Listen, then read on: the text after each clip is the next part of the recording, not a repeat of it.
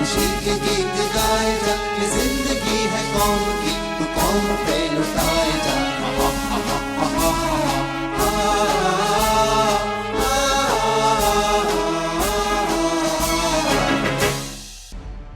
जैसा कि आपने पिछली कड़ी में सुना कि सुभाष देश की दुर्दशा से आहत हो गए। सुभाष विश्वविद्यालयीन इकाई में भर्ती हुए और अपने तरह से विरोध में जुट गए। अब आगे सुनते हैं। सुभाष को इस प्रशिक्षण के बाद एक नई ऊर्जा प्राप्त हुई तथा उनके आत्मविश्वास में चमक आई और इसी चमक के साथ उनके जीवन में नया उजाला उभरा। उधर परीक्षा का दाव अपने जोरों पर था। सुभाष को इस बात की चिंता थी कि इनका सैन्य कर्म इनके इम्तिहान के नतीजों को कोई निर्णायक मोड़ न दे दे। और इसी चिंता में सुभाष ने तैयारी में अपने प्राण तक झोंक दिए। कुदरत का कायदा भी कुछ ऐसा ही है, जो बोओगे वही काटोगे। और इसी उठापटक में सुभाष के नतीजे भी आ गए।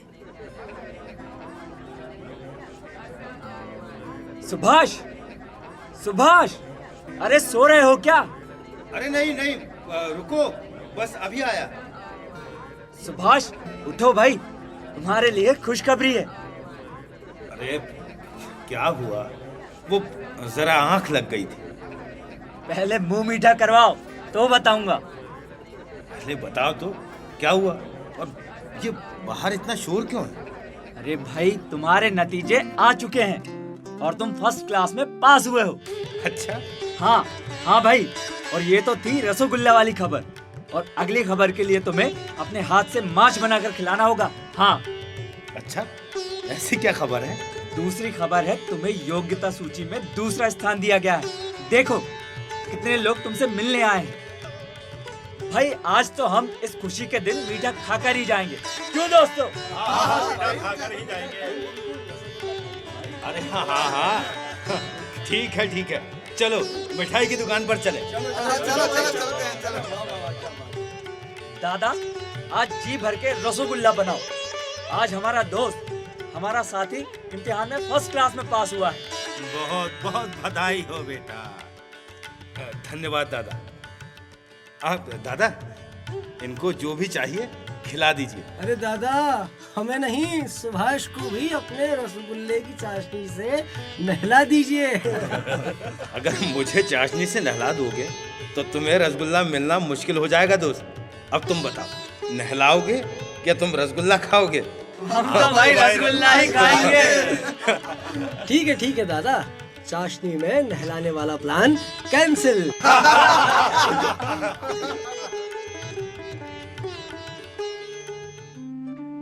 सुभाष की मेहनत रंग लाई। दिन रात का कठोर परिश्रम आज सबके सामने था। अब सुभाष आगे की पढ़ाई के लिए सोचने लगे थे। अब सुभाष का फिलॉसफी से भी मोह भंग हो चुका था। अब वे प्रयोगात्मक मनोविज्ञान यानी प्रैक्टिकल फिलॉसफी की झुकने झुकने लगे थे। इन्हीं विषयों की उठापटक में एक दिन वे अपने प्रिंसिपल आर्कहार्ट से मिले। सुभाष, कैसे हो? मैं तो बिल्कुल अच्छा हूँ सर, आप कैसे हैं? मैं भी अच्छा हूँ। मैंने सुना तुम्हारे इम्तिहान के बारे में, सुनकर बहुत अच्छा लगा। बधाई हो। धन्यवाद सर, लेकिन सर मैं एमए में प्रैक्टिकल फिलॉसफी लेना चाहता हूँ। लेकिन क्यों? तुमने तो फिलॉसफी में अच्छे नंबर पाए हैं। सर, मैं सिर्फ अंकों के लिए पढ़ाई नहीं करता। आप भी तो यही कहते हो कि किसी भी विषय को मार्क्स या कंपटीशन से दूर रखकर ज्ञान के नजरिए से देखना चाहिए। हाँ, लेकिन तुम्हें इस विषय से भी तो ज्ञान मिल रहा है ना? सर, पता नहीं क्यों, लेकिन इस विषय में मेरे बहुत से ऐसे डाउट्स हैं जो मेरी लाख कोशिश करने के बावजूद भी क्लियर नहीं हो पा रहे हैं। और इन्हीं डाउट्स और अंतर विरोधों के कारण मेरा मन अब इस विषय से भागने लगा है। सुभाष, क्या मैं तुम्हारी मदद कर सकता हूँ? माफी चाहता हूं सर, लेकिन इस विषय से मेरी इच्छा ही मर गई है। जैसी तुम्हारी मर्जी। आप खुश तो हैं ना सर? हाँ, पर शायद फिलोसफी का अपना एक बेहतरीन छात्र खोने का थोड़ा दुख तो होगा। Okay, all the best. धन्यवाद सर। और इस तरह सुभाष और फिलॉसफी का सफर बीच में ही छूट गया और प्रयोगात्मक मनोविज्ञान के साथ उन्होंने MA का सफर तय करने की ठानी। प्रथम श्रेणी का नतीजा हाथों में लिए सुभाष वापस घर लौटे। घर में बेटे के पास होने की गजब रौनक फैल रही थी। एक शाम पिताजी ने सुभाष को अपने कमरे में बुलाया, जहां उनके भाई शरद चंद्र भी मौजूद थे। प्रणाम बाबा। प्रणाम दादा। कैसे हो सुभाष? मैंने तुम्हारे कॉलेज के नतीजे के बारे में सुना, मुझे बेहद खुशी हुई। धन्यवाद बाबा। बेटा, मैंने तुम्हें एक बहुत खास बात करने के लिए बुलाया है। जी बताइए बाबा। बेटा, तुम पढ़ने में बहुत होशियार हो और मैं नहीं चाहता कि तुम्हारी ये काबिलियत इस तरह व्यर्थ हो। मैं चाहता हूं कि तुम इंग्लैंड जाकर इंडियन सिविल सर्विस की परीक्षा दो और हमारे सम्मान और अपने भविष्य को मजबूत बनाओ। बाबा, मुझे सोचने के लिए थोड़ा वक्त चाहिए। तुम्हारे पास सिर्फ 24 घंटे हैं। अगर सोच सकते हो तो इन्हीं 24 घंटों में सोच लो, क्योंकि मुझे बहुत से इंतजाम भी करने होंगे। पिता द्वारा दिए गए 24 घंटे के समय ने सुभाष को मझधार में लाकर खड़ा कर दिया था। परिस्थितियों की प्रबलता ने एक बार फिर सुभाष की योजनाएं उलट पुलट कर दी थी। उन्होंने सपने में भी ICS पास करके अंग्रेजी सरकार की नौकरी करने की नहीं सोची थी, लेकिन यहाँ मसला पूरे जीवन और उसके भविष्य का था। तो सुभाष ने अपना फैसला कुछ ही घंटों में पिता को सुना दिया। बाबा, मैं इंग्लैंड जाने को तैयार हूँ। वेरी गुड, मुझे तुमसे यही उम्मीद थी बेटा। अरे शरद, जल्दी से कागजात तैयार करवाओ। सुभाष ने जाने की हाँ कर दी है। लेकिन बाबा, मुझे निकलना कब है? अगले हफ्ते। फिर तुम्हारे कागजात तैयार करवाने हैं, फिर कलकत्ते से इंग्लैंड जाने वाले जहाज में तुम्हें बैठा देंगे। बाकी बात तुम्हें शरद समझा देगा, चिंता की कोई बात नहीं है। बस तुम मन लगाकर पढ़ो बेटा। सिर्फ अपनी किस्मत के भरोसे ही इंग्लैंड जाने का फैसला किया था सुभाष ने। सोने को आग में डालो तो उसकी हानि नहीं होती, अभी तो तब कर वो और भी चमकदार हो जाता है। सुभाष का इंग्लैंड प्रवास हर मायने में फायदेमंद रहा, क्योंकि कलकत्ते की तरह यहाँ का विद्यार्थी समुदाय बंदूकों की या आतंक की छाया में नहीं रहता था। यहाँ की पुलिस प्रत्येक विद्यार्थी को भावी क्रांतिकारी मानकर संशय की दृष्टि से नहीं देखती थी। बहुत से हिंदुस्तानी छात्र शराब और सुंदरियों के आकर्षण में पड़ जाते थे, परंतु सुभाष की इन बातों में कोई रुचि नहीं थी। सुभाष के अध्ययन में हट था, एक संकल्प था। गिरीश चट्टोपाध्याय, दिलीप कुमार और C.C. देसाई जैसे साथियों को उनकी मेहनत को देखकर हैरानी होती थी। ICS की प्रत्यक्ष परीक्षा 1 महीने चली। परीक्षा पूरी हुई और उसका परिणाम भी आया। भोर की हल्की सी हवा से उनकी आंखें खुल गईं। बाहर अखबार वाला लड़का जोरों से आवाज लगा रहा था, पोस्ट, गुड मॉर्निंग सर।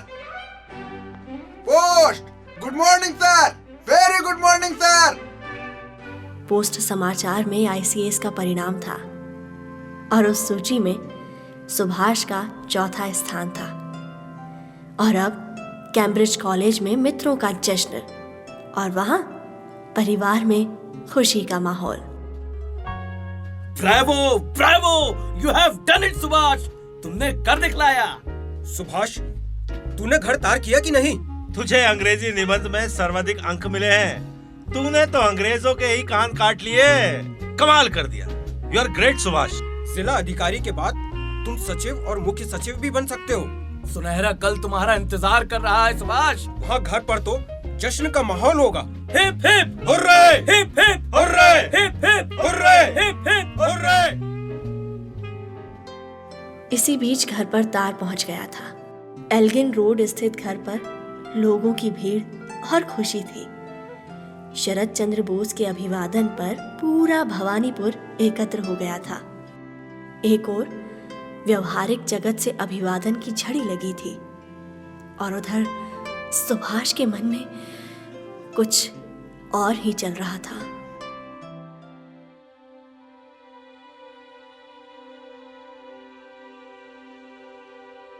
गुरु की खोज में दर दर भटकने वाला मैं, कटक के देहात में भूख, कालरा से पीड़ित लोग और उनके बीच मदद करता मैं। कहां गए रात भर चलने वाले मेरे ध्येय स्वप्न? मैं क्या चाहता था और क्या कर रहा हूं? नहीं, यह संभव नहीं। अंग्रेजों की नौकरी के लिए मैं अपने सपने की आकांक्षा, अपने पवित्र ध्येय की बलि कतई नहीं दूंगा। ये ढोंग मुझसे नहीं होगा। दिलीप, मैं ये सब नहीं कर सकता। तेरी तबीयत तो ठीक है ना? तेरा दिमाग खराब है क्या? ये स्वर्ग सा जीवन छोड़कर तू क्या कर रहा है? तेरा यह स्वर्ग मेरे लिए नर्क है। नहीं चाहिए मुझे तेरा स्वर्ग। शांत हो जा। देख देख सुभाष, देख तू नौकरी में रहकर भी देश की सेवा कर सकता है। हाँ, मैं बिल्कुल सही कह रहा हूँ। मैं एक साथ दो मालिकों की सेवा नहीं कर सकता। सुभाष, तुम मेरी बात को समझने की कोशिश ही नहीं कर रहे हो। अरे इतनी रात को क्यों शोर कर रहे हो तुम दोनों? आखिर हुआ क्या? सुभाष, ये तेरा चेहरा क्यों तमतमा रहा है? बोलना। दादा, जन्मभूमि को आजाद कराना मेरे जीवन का पहला लक्ष्य है।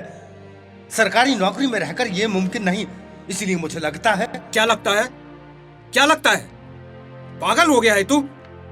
सामने परसी थाली को ठुकरा रहा है। इसे पागलपन नहीं तो और क्या कहेंगे?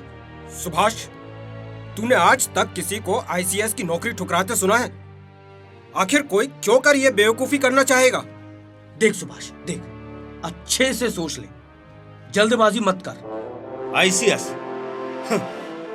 आईसीएस का प्रलोभन इतना बड़ा नहीं जो मुझे मेरे लक्ष्य से भटका दे। मुझे मेरा लक्ष्य दिखाई देता है और वो है मेरी आजाद जननी, आजाद हिंदुस्तान। कलकत्ता से कितने ही बधाई पत्र और विवाह योग्य कन्याओं के प्रस्ताव भी आना शुरू हो गए थे।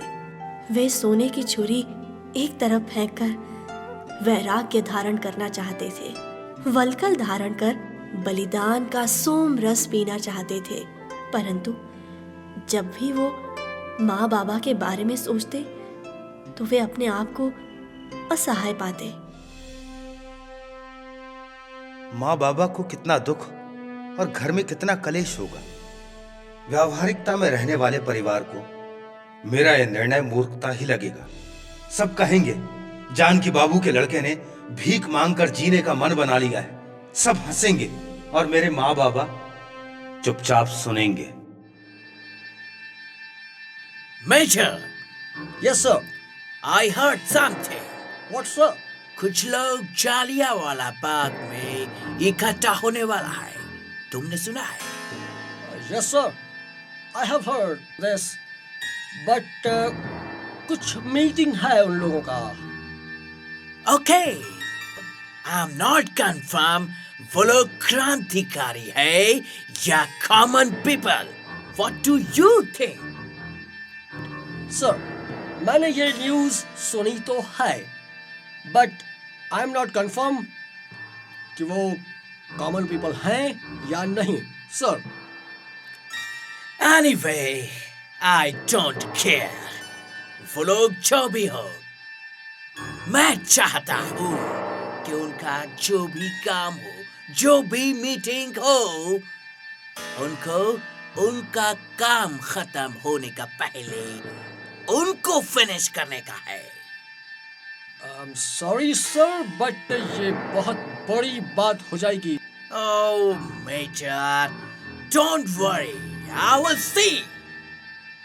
सर, हमें भी ऊपर जवाब देना पड़ता है sir. Oh, Major, you don't worry, please. I will see it all. But what sir? Jallianwala Bagh में जो भी लोग होंगे सब मारे जाएंगे। But sir, please just think over it. Please sir. You are with me? I'm with you sir, but This is my order. yes sir. Order. Yes sir. That's good. Platoon, set your target. Please एक बार और सोच लीजिए sir, we have time. No, just follow my order. Yes sir. Platoon, load the gun and fire! Platoon, load the gun, fire!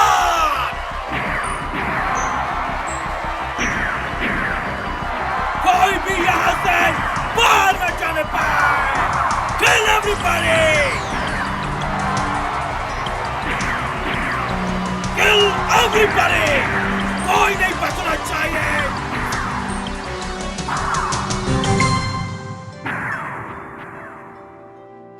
British संसद में जलियांवाला बाग के जघन्य अपराध के लिए जनरल डायर को सेना से निकाला गया। सुभाष इस समाचार से बहुत खुश थे, पर यह प्रसन्नता कुछ ही दिन की थी, क्योंकि इंग्लैंड के लोगों ने सार्वजनिक रूप से जनरल डायर के लिए चंदा जुटाना शुरू कर दिया। 400 से अधिक लाशें गिराने वाला और 1650 राउंड चलाने वाले ने सार्वजनिक रूप से बोला, I have done a jolly good thing. इस नर पशु की मदद काश मुझे एक बार मिल जाए बस। देख, तू अपने मन पर नियंत्रण रख सुभाष। किस लिए? हाँ, किस लिए? जिनका प्रशासन शैतान के पक्ष में बांग देता है। अकबर शेर शाह के समय से ही प्रेम से मिलजुल कर रहने वाले हिंदू मुस्लिम के बीच अपनी स्वार्थ सिद्धि के लिए जिन्होंने विष के बीज बोए, जो हमारी स्वर्ण भूमि को लूट खसोट कर हजम कर गए, उनकी व्यवस्था का अंग बनने का अर्थ है जीते जी मरण स्वीकार करना। फिर क्या करेगा? और माँ बाबा का? यही तो बड़ा सवाल है दिलीप। उनकी सहमति भी लेनी है। मेरी शिक्षा के लिए, मेरे विदेशी प्रवास के लिए उन्होंने अपनी क्षमता से बहुत अधिक खर्च किया है। कैसे करेगा तू अपने परिवार का सामना? तेरा कोई भाई वकील है, तो कोई बड़ा इंजीनियर है, तो कोई डॉक्टर है। तेरा निर्णय घर में किसी को पसंद नहीं आएगा। अब कोई चारा नहीं, पर मुझे पूरा यकीन है घर के सब लोग भले ही मुझसे मुंह फेर लें, पर मेरे शरद के व्यवहार में कोई अंतर नहीं आएगा। और तेरा विवाह? मैं अविवाहित रहूंगा। अंततः सुभाष बाबू ने बाबा को पत्र भेज ही दिया। इस पत्र ने संपूर्ण हिंदुस्तान को विस्मित कर दिया। पिता जानकीनाथ का तार आया। देख सुभाष, एक बार नहीं बल्कि 1000 बार सोच ले। घर में किसी को तेरा निर्णय पसंद नहीं आया, मुझे तो कतई मंजूर नहीं है। सुभाष, उनका आरोप बिल्कुल सच्चा है। तेरे अपने इस दुस्साहसिक फैसले ने तेरे बाबा की जीवन की घड़ियां कम कर दी हैं। दरअसल तू उनकी चिंता को समझ नहीं पा रहा है। कैसी चिंता? ब्रिटिश सरकार से अगर तू इस तरह खुली दुश्मनी लेगा तो तू हिंदुस्तान की धरती पर कदम रखते ही जेल में होगा। देख लेना, यही उनकी सबसे बड़ी चिंता है। हमारे देश की खुली लूट के विरोध में खुला विद्रोह ही करना होगा, और मुझे लगता है कि मेरे साथ अन्य लोग भी अंग्रेजी नौकरी की खिलाफत करेंगे। पागल है तू, भूल जा। तू अभी हिंदुस्तानियों से पूरी तरह से परिचित नहीं है सुभाष। अगर ऐसा है तो धूल में पड़ी तलवार कौन उठाएगा? देख सुभाष, कुछ दिन नौकरी करके देख ले, मन न लगे तो छोड़ देना। नहीं दादा, गुलामी चाहे 2 दिन की हो या वर्षों की, गुलामी गुलामी है दादा। स्वामी जी कहते थे, शपथ लो हम गुलाम नहीं रहेंगे। और चितरंजन दास जी ने तो लाखों उड़ा दिए और मैं तो अकेला फक्कड़ हूं। मेरे भरोसे ना कोई खाने वाला, ना कोई गाने वाला, मेरा ना तो कोई आगे और ना कोई पीछे। मुझ जैसे व्यक्ति का आगा पीछा क्या सोचना। और अगला दिन अनुबंध पर हस्ताक्षर करने का दिन था। निर्णय के लिए बस एक ही रात थी और उस रात में सुभाष को अपनी मां जननी की स्मृति ने आ घेरा था। वो रात भर पशुपेश में रहे। घड़ी घड़ी मन को उधेड़ बुन करने वाली रात का आखिरकार अंत हुआ। सुबह नाश्ता करने के बाद मां का पत्र मिला।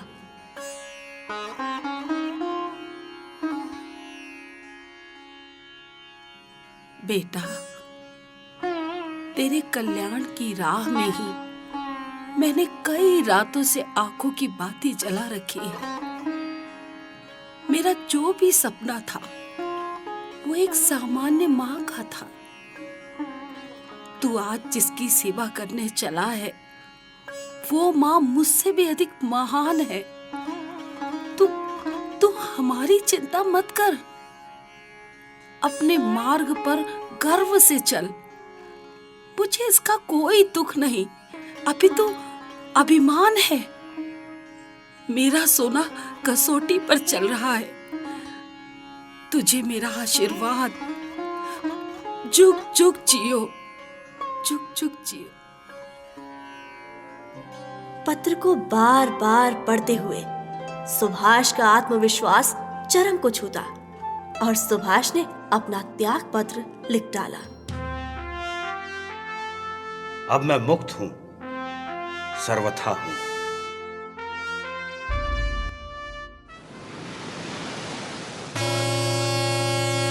जहाज लगने में अभी देरी थी। सामने सागर को देखते हुए सुभाष बार बार सूरज को देखते। उनके पास पैसे नहीं थे तो उनके जाने का इंतजाम दिलीप ने अपने जिम्मे ले लिया था। सुभाष, ये लो तुम्हारा सारा सामान। सारा इंतजाम हो गया। ये लो रास्ते के खर्चे के लिए। दिलीप, मैं तेरा कैसे शुक्रिया अदा करूं? बस बंद करिए सब। देख, मेरा तो आईसीएस में 4था स्थान आया था, पर तू जम के पढ़ना और प्रथम आना। अरे कौन बैठता है आईसीएस की परीक्षा में? अपनी आत्मा क्यों बेचूं? संगीत मेरा जीवन है, बस उसी की साधना के लिए मैं जर्मनी जा रहा हूं। अरे मेरा छोड़ तू, इसका किटीश का क्या होगा? ये भी नहीं बैठने वाला आईसीएस की परीक्षा में। क्यों दोस्त? सोने की छुरी अपने पेट में घोंपने की मेरी कोई इच्छा नहीं है। मैं एंथ्रोपोलॉजी में उच्चतर शिक्षण लूंगा, लेकिन सरकारी नौकरी कभी नहीं। ना बाबा, कभी नहीं। ये नो चलबे। अच्छा सुभाष, अपनी भाषण और आकर्षण शक्ति से किसी और को त्याग पत्र मत दिलवाना।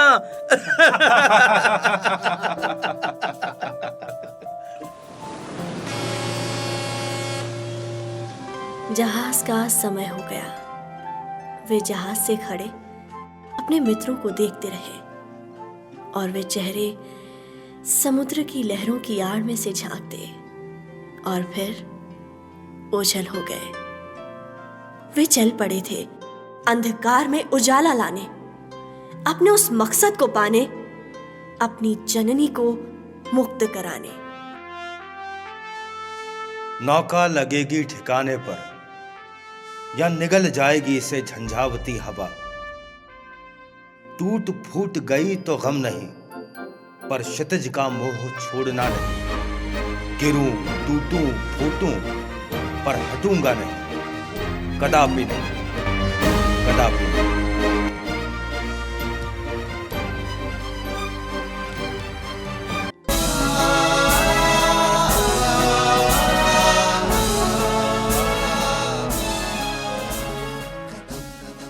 प्रस्तुति स्वराज संस्थान संचालनालय, मध्य प्रदेश शासन संस्कृति विभाग द्वारा।